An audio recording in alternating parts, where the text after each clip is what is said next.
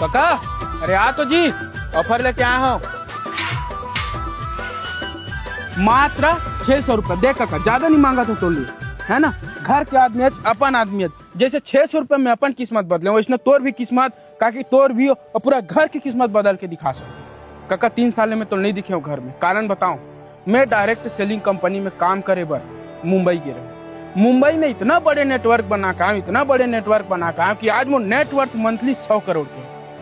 अब मोर हैसियत देखना है, मात्र 3 दिन रुक जा ओखर बाद मोर घर आवे। घर में अगर मोल बतावे कि धनेश तोर पास दे ब्रांड के कंपनी गाड़ी नहीं है, 1 घंटा के अंदर वो कंपनी ब्रांड के गाड़ी ला खड़ा करूँ तोर सामने। ऐसे है आज की मोर कमाई और मोर हैसियत।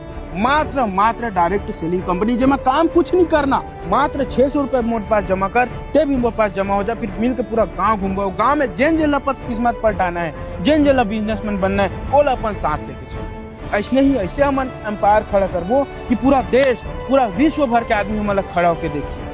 काके राजी है मोर साथ काम करे बर। मात्र 600 रुपये लगना है काका, ज्यादा नहीं। रानू पैसा लालन दे तो पहले भाई धर ना जब घर को डॉक्टर का पाछू पड़े